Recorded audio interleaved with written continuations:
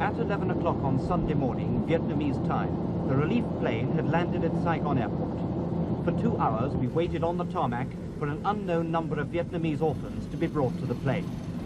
The delay was caused by the Vietnamese authorities, who at the last minute didn't want to let the children leave. They'd been kept sitting in the buses in the sweltering midday sun for 2 hours. They arrived at the plane tired, frightened and dehydrated. Just under 100 of them were carried or walked and limped to the plane. Several were half-caste, the unwanted byproducts of the American involvement in Vietnam. The editor of the Daily Mail, Mr. David English, was in overall charge of the charter. Some crippled children had received treatment in England through the Ockendon venture, whose leader, Mrs. Rennie Beach, doubts whether they should be taken from Vietnam permanently. But because of the short-term risk, they... What's happened to this baby? It looks as if his head's been injured. No, it's one of the ones from one of the orphanages, and it's just got boils and it's got a very infected ear. But they've all got scabies and infection, and there's bronchitis. They all have quite a lot of bronchitis. It's like this in a lot of orphanages. Yes, yes. You only have to go into the orphanages, and the smell is terrible. They're all just lying around and fed out of one spoon. And they're just sort of lying on the floor in muck, really. Doctors and nurses from the Save the Children Fund turned the front of the plane into an intensive care unit. They were solely concerned with the in-flight comfort of the children. What's the condition of this baby? It's quite critical. It's suffering from a condition known as marasmus, which is sheer starvation. How is it a boy or a girl? It's a boy. How old is he? He's about 8 months, I would think. About 8 months? 7 or 8 months.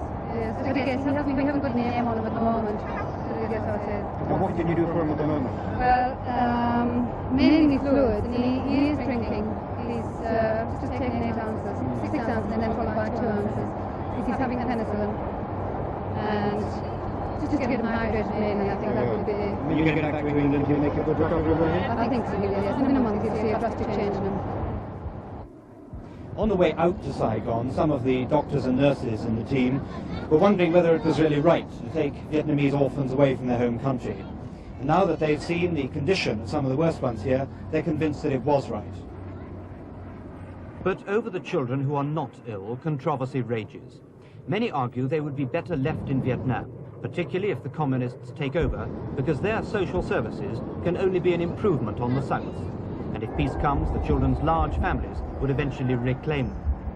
Others argue the Vietnamese families have been irrevocably scattered by the war, and that placing in a good new family, even if Christian and not Buddhist, must be better than life in an orphanage, however well run.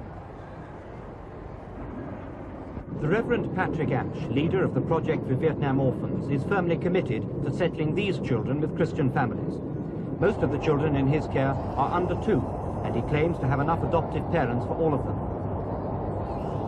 But groups like the Ockendon Venture feel the cultural change to England is too great. They have homes in Saigon for polio victims like Min, aged about 7, abandoned by her mother when she caught polio at 2. Careful treatment both in Vietnam and England means she can now walk. And if the situation stabilizes in Saigon, before long, she and many like her will go back to the country and culture that is their own. But as they arrived here in London, well wrapped up against the cold midnight air, that possibility really did seem half a world away. Into coaches then, to go first to be sorted out and given something to eat, and then on to hospital or to the Ockendon Venture homes in Surrey. It's here at Haslemere and in another home in Camberley that these orphans will be looked after until their future is decided. Most of them are too young to know what is happening, or too tired after 24 hours of travelling and getting to bed at 5 in the morning. Some already have their adoption arranged, but not all here. 4 will go to Belgium, 24 to France, and so far 9 to couples here in Britain. Others will stay on at the home, like these 5 little girls who were here once before for polio treatment. One day, maybe, they'll go back to Vietnam when life there is less violent. But despite the immediate high spirits, there are bound to be problems. This morning, the toys came out, and the slow process of readjustment, of teaching and learning new ways, started. The arguments for and against bringing these children here at all will undoubtedly go on, but hopefully well above the heads of these 99 children from Saigon. Desmond Hamill, News at 10, Haslemere in Surrey.